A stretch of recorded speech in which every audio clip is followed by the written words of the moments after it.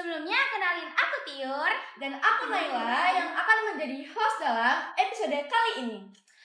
Wah, episode pertama pada periode tahun ini kita akan membahas topik yang sangat penting dan menarik nih teman-teman. Topik yang akan kita bahas pada episode kali ini yaitu menciptakan sekolah yang ramah untuk semua pelajar dan bebas dari perundungan. Kita beruntung sekali karena di episode kali ini kita akan kedatangan narasumber yang sangat inspiratif nih. Nah, siapa ya? Siapa tuh inspiratif tuh? Siapa? Langsung aja kita kenalan. Sudah. Oke, halo semuanya. Kenalin nama aku Fadil Edi Nazar dari kelas 12-3 dan rekan aku. Ya, halo semuanya. Nama aku Syafika Firuz Azra dari kelas 11-9. Nah, Kak Fadil dan Kak Syafika ini dikenal sebagai agen perubahan di komunitas pelajar. Yuk, kita ngobrol lebih jauh. Oke, kita ngobrol dari topik pertama. Apa itu? Topik pertama yang akan kita bahas yaitu ceritakan tentang latar belakang dan apa yang memotivasi kalian menjadi agen perubahan di Semabawan. Dan gimana sih terbentuknya agen perubahan ini di Semabawan? Oke, sebenarnya Oke. aku jawab duluan ya, Bik. Apa Sebenarnya motivasi yang membawa kita untuk bisa menjadi agen perubahan itu nggak ada sebenarnya, nggak ada. Bukan nggak ada, tapi sebelumnya kita benar-benar nggak tahu apa-apa kalau ada agen perubahan. Iya. Jadi sistem agen perubahan ini terbentuk karena emang adanya angket yang dikirim oleh Bu Iba dan Pak Fatur selaku dari pembina agen perubahan ini. Iya.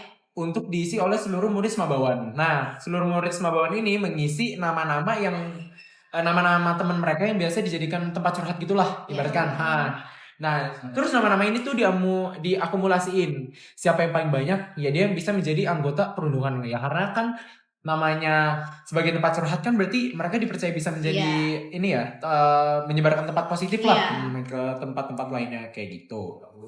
Itulah awal mula terbentuknya agen perubahan. Awal mulanya di situ ya. Aku pernah tahu waktu itu disuruh ngisi angket ya.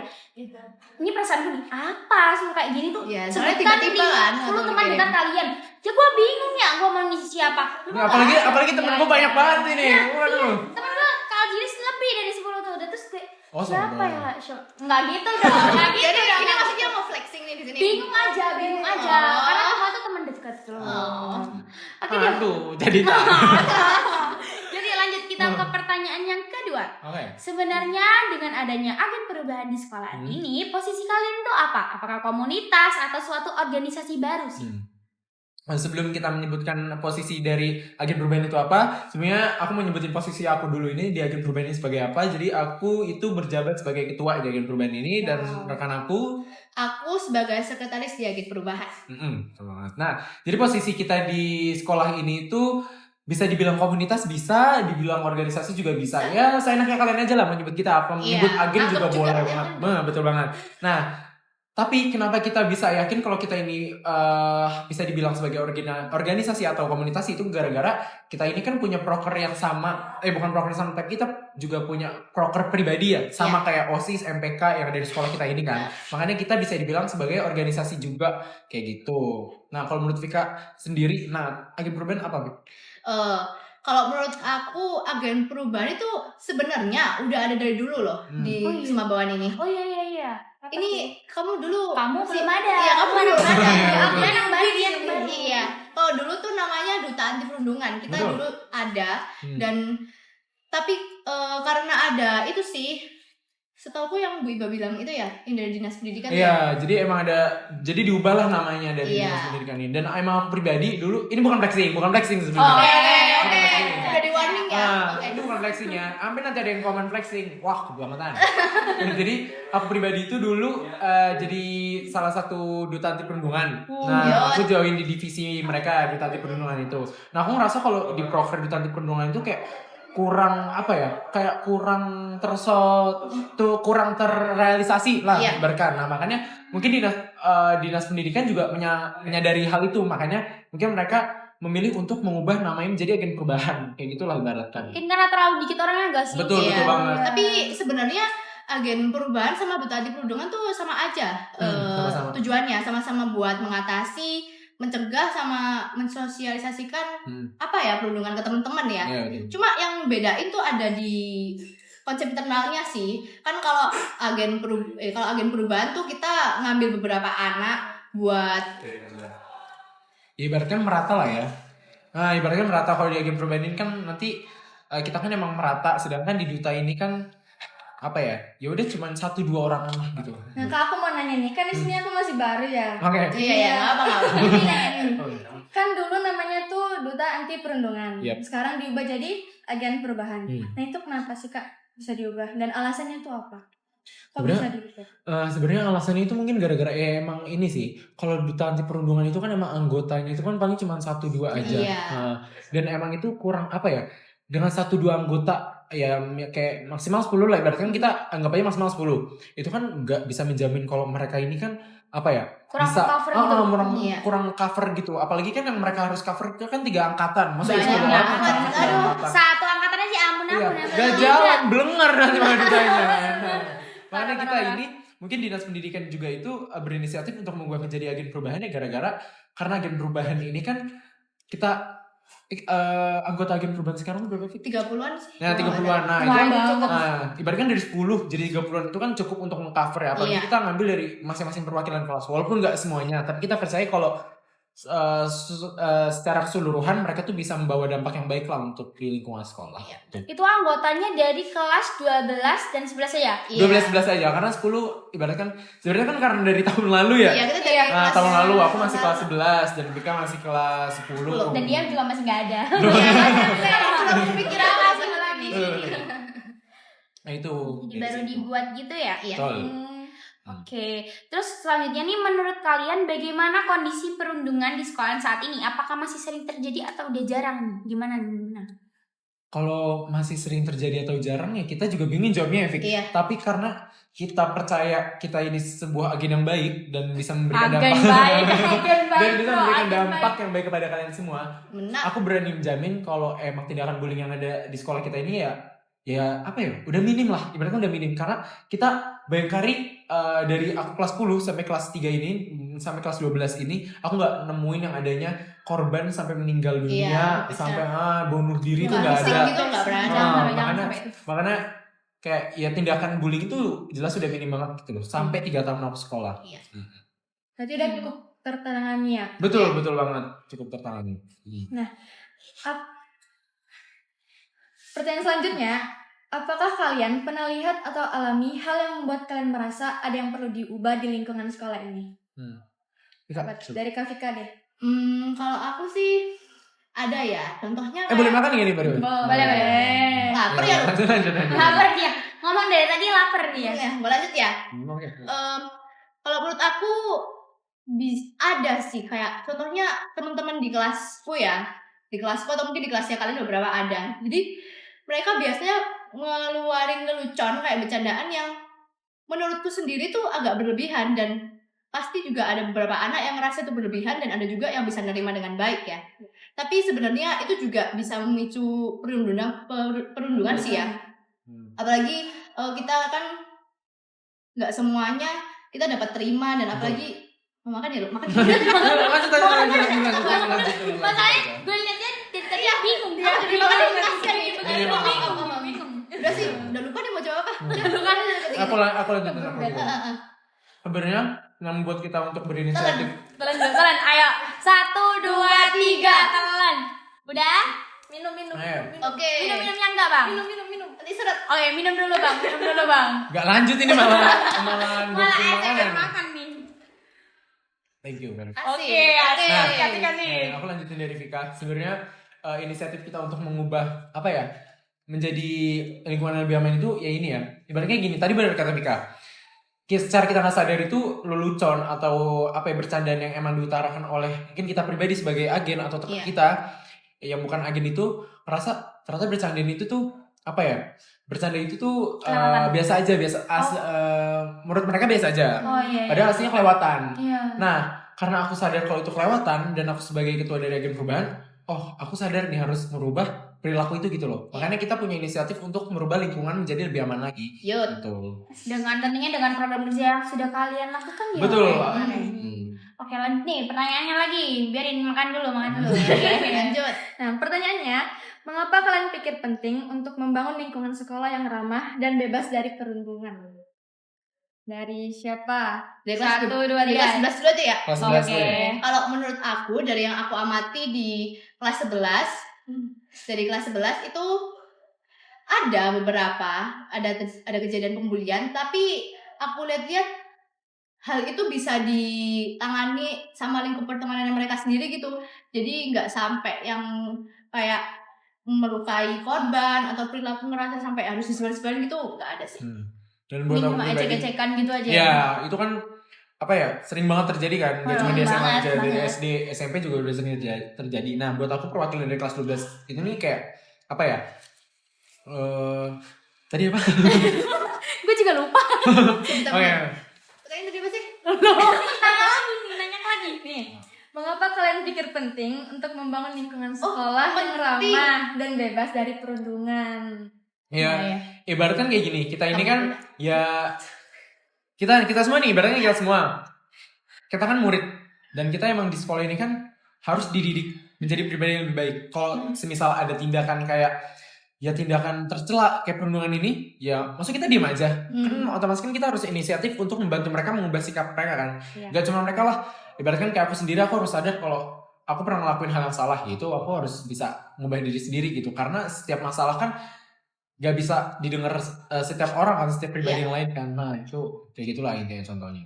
Wah, jadi untuk experience kalian untuk menangani kasus pembulian ini pasti tuh ada tantangan-tantangan yang telah kalian lewat ini ya. Betul banget. Apa tantangan terbesar yang kalian hadapi ketika kalian mencoba menjalankan agen perubahan ini? Minum lagi bang, minum lagi bang. Udah. Surabaya lagi panas. 3 matahari banyak nih. Lanjut dah. Tantangan terbesar buat aku ya, buat aku pribadi. Sebenarnya nggak mau ngutang-atik ini ke masa lalu sih. Cuman karena aku mau jawab pertanyaan ini, ya aku utik sebentar lah. Utik sedikit aja. Oke, kita ikut ke masa lalunya dia. Kenapa nih? Ibaratnya gini, aku dulu menjadi korban di sekolah. Aku nggak menyebut nama sekolahnya apa, tapi aku pernah menjadi korban sebelumnya kan. Nah, selama di sekolah itu aku nggak pernah yang namanya nemuin penyintas perundungan siapa, solusi yang bisa aku atasi itu apa, aku nggak pernah tahu sama sekali. Sedangkan di SMA ini kok tiba-tiba gue jadi agen untuk menangani tindakan perundungan. Ya kan bingung ya orang ya. Orang sebelumnya jadi korban, kok tiba-tiba malah jadi penyintas. Nah itu dia. Gimana nih caranya gue? Bingung dong. Sedangkan dulu gue butuh penyintas. Lah sekarang malah jadi penyintas kan. Ya itu yang jadi tantangan terbesar, karena kan nggak tahu solusi yang pasti itu apa, karena kan setiap masalah dari pribadi kan punya solusinya masing-masing. Jadi aku nggak bisa menyebarkan satu solusi ini apa, dan itu kan bisa menjamin bisa menjamin semua masalah itu terselesaikan, itu nggak pasti kan. Ya maksud satu solusi bisa menyelesaikan semua masalah kan itu. Nah, setiap masalah punya solusinya. Betul, itu solusi tantangan terbesar gue dulu. Oh jadi ini kayak aku nggak mau nih kejadian yang dulu aku alamin terulang lagi tuh nggak mau ya gitu. Makanya sekarang jadi dutaan narkoba untuk memberantas pembulian ini. Oke lanjut. Nah lanjut ya. Oke. Gimana sih kalian mengatasi mereka yang mungkin kurang mendukung inisiatif Kak Fadil sama Kak Syafika? Dan apa harapan kalian untuk masa depan sekolah yang lebih inklusif dan bebas dari perundungan? Aku jawab ya, mengatasi ya. Kalau ditanya mengatasi sih, kita ngelakuin berbagai cara ya, apalagi biar anak-anak nggak boring sama acara-acara yang kita lakuin buat ngeberitahu apa sih bahayanya perundungan atau cara mencegah dan mengatasinya. Contohnya kayak proker kita kemarin itu ada setiap anak di agen perubahan itu disuruh ngebuat poster digital buat ditempel di depan kelas gitu. Oh ya ada di depan kelas ada. Setiap lorong cuma kelas. Pasti ada anak-anak atau beberapa anak yang usil tangannya kayak pasti ada tangannya. Lagi sifat usil ini kan nggak cuman gara-gara apa ya? Kayak cuman gara-gara usil nih. Ya mereka usilnya emang karena dari mereka sendiri dari kecil, benar. Dari pabrik. Iya jadinya kayak dirusak, contohnya kayak disobek atau dicoret-coret. Jadi kita mulai mikir cara lain, gimana ya caranya anak-anak biar enggak merusak atau gimana gitu kan. Jadi kita cara mengatasinya sih lebih ke cari cara alternatif lain buat memberitahu itu tadi sih. Iya. Apalagi kan itu tadi kan udah sempat disinggung ya sama kamu ya. Kayak apa sih namanya? Merusak poster-poster yang udah dibuat oleh agen perubahan. Itu kan sama aja seperti tindakan tercela kan. Ya, emang itu tugas dari agen perubahan untuk merubah sikap mereka yang awal itu tadi. Dari yang suka merusak fasilitas dari beberapa tempat itu menjadi lebih baik lagi lah, intinya terjaga. Padahal niatnya baik ya, bikin poster biar dibaca, biar benar. malah merusak Benar.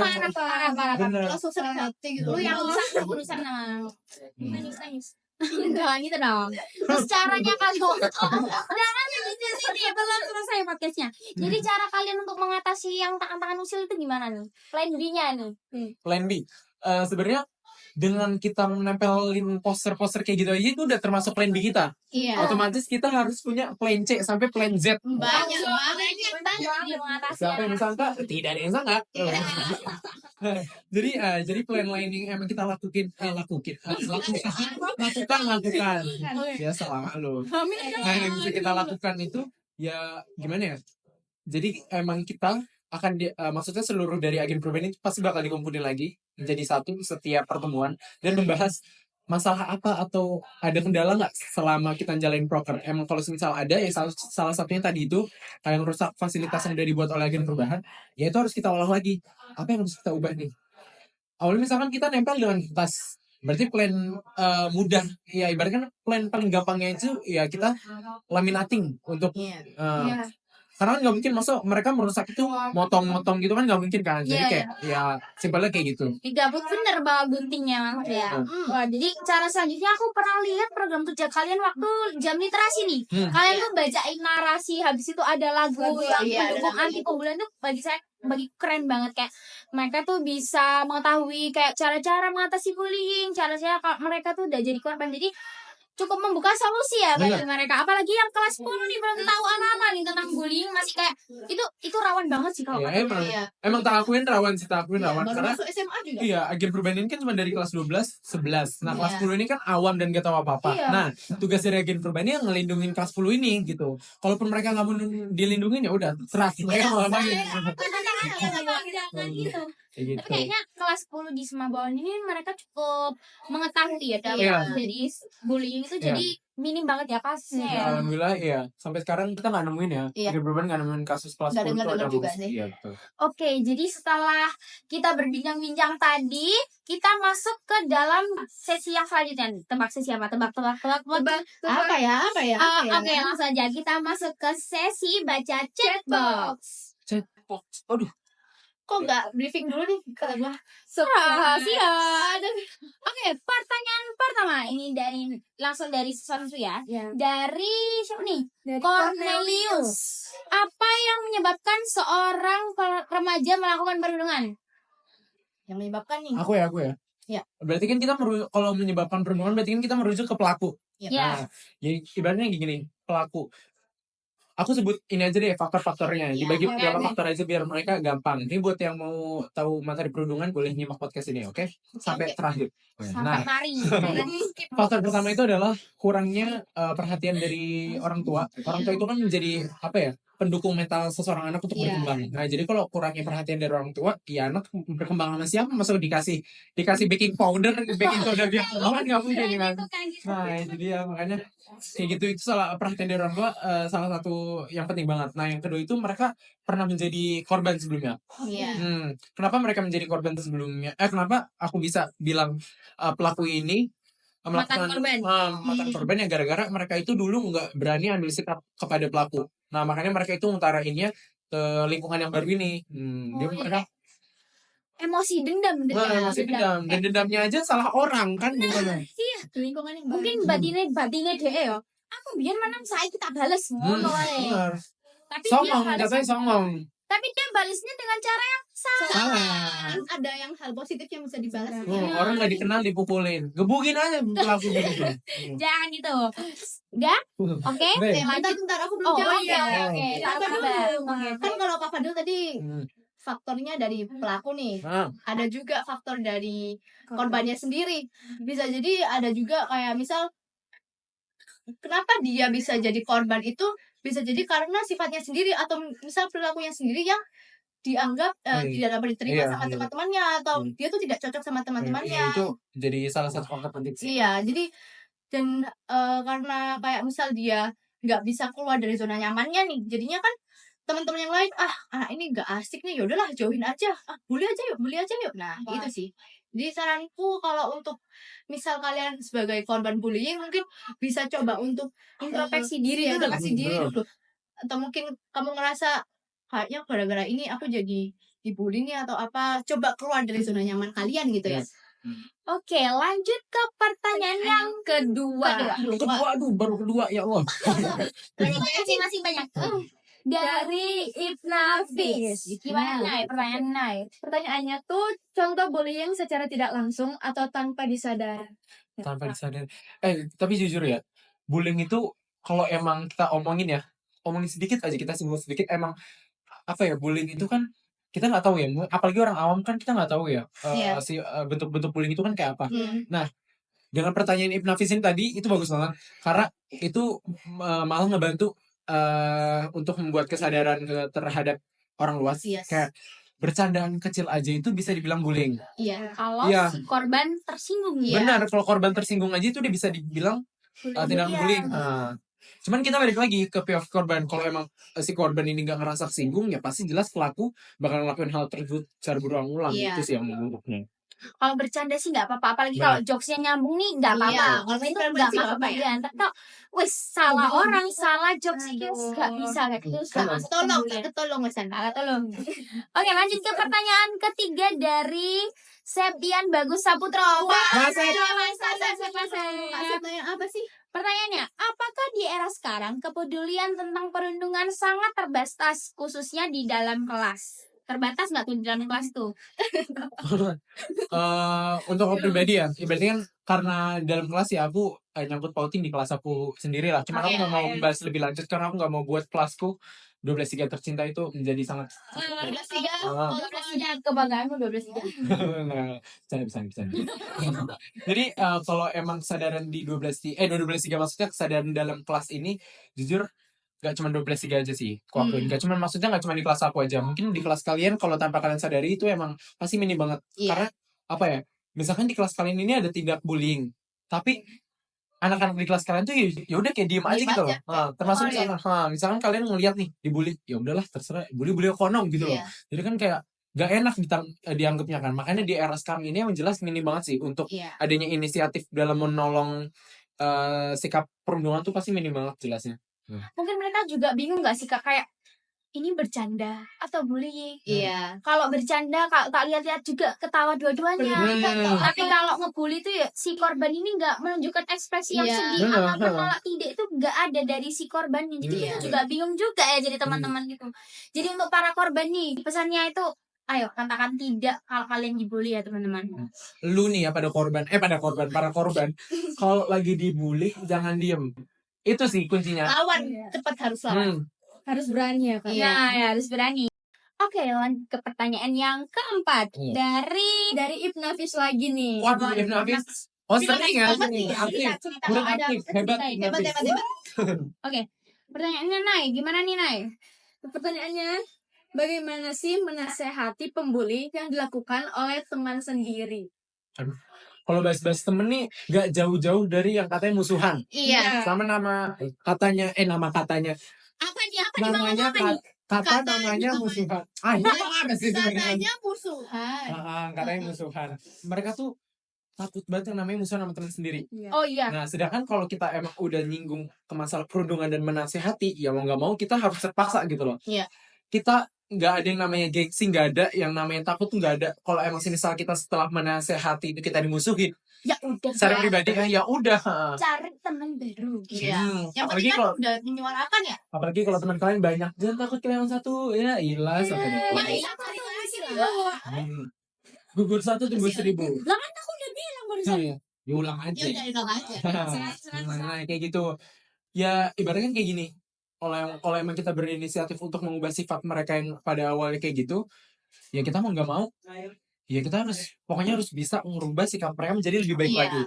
Karena aku nggak mau, misalkan aku nih yang mau nasihati temanku, karena aku nggak mau sifat mereka tuh jadi jelek nanti pas di dunia kerja atau di apa, itu kan pasti berdampak buruk banget ke mereka. Makanya aku mau ngubah sifat mereka ini menjadi lebih baik lagi gitu. Sama aja kayak nolong temen juga. Mereka tuh nggak jatuh ke lubang yang salah nih, jatuh ke kegiatan yang jahat-jahat.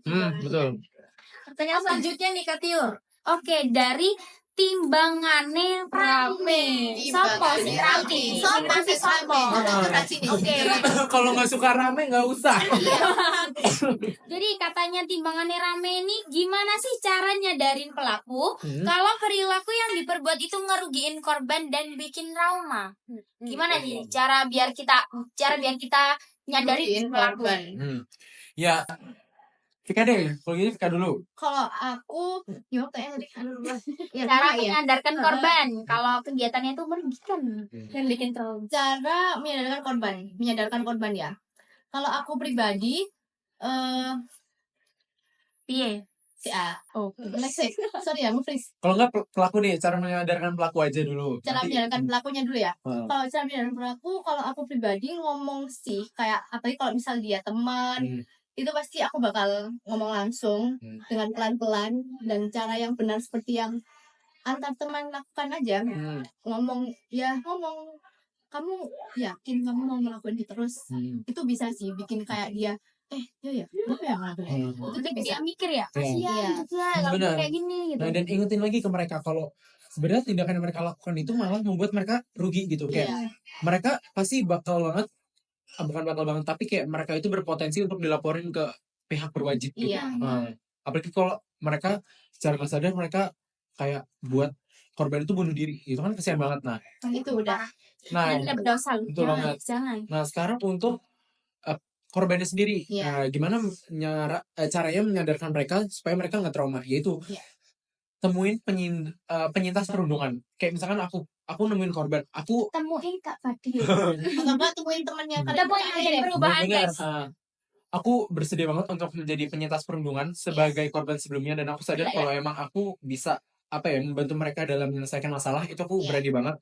Jadi kayak kita harus punya inisiatif untuk menyadarkan mereka kalau selama mereka diam saat dirundung, mereka salah. Kalian harus bisa berani untuk menyatakan sikap tidak atau menolak gitu. Semakin kalian berani dalam menghadapi pelaku, semakin pelaku takut untuk menghadapi kalian. Kayak gitu sih. Oh, jadi kayak gitu ya. Itu berani, tadi guys. Ya, harus berani. Itu tadi ada tips and tricks untuk kalian yang menjadi korban keduanya. Langsung dari tengahnya, langsung dari pusat nih. Siap pulang. Dan ada Afdolnya lagi. Afdolnya kalau kalian misalkan aku korban, Tior pelaku. Nah, kita berdua nih keluar bareng. Kita menyelesaikan, kita melakukan kegiatan di mana kegiatan ini tuh bisa membuat kita jadi dekat lagi nih. Nah, itu membantu banget sih untuk mengurangi mengurangi sikap, mengurangi rasa untuk membuli. Betul. Jadi kayak lebih penting itu komunikasi. Benar. Dan saling mengenal satu sama lain. Nah, itu tadi. Jadi udah banyak banget topik yang kita bicarain, dan juga ada tips and trick dari agen perubahan sendiri untuk kita dan untuk teman-teman yang mungkin lagi mengalami fase dibully gitu ya. Jadi bisa buat teman-teman untuk belajar. Oke, bagi teman-teman yang mendengarkan, pesan apa yang kalian ingin sampaikan agar mereka terinspirasi untuk berkontribusi dalam menciptakan sekolah yang ramah? Bisa komen di bawah. Jangan lupa komen ya. Agen perubahan pasti akan baca. Oke, kita semua akan baca. BTW nih agen perubahan ada jargonnya. Oh, jelas ada. Oke. Jelas ada. Ya apa? Contohnya. Kalau komunitas nggak ada jargonnya, bukan komunitas. Oke. Agen perubahan. Stop bullying, start caring. Bersama kita bisa, bersama kita kuat. Satu kali lagi kita bareng-bareng. Oke. Agen perubahan.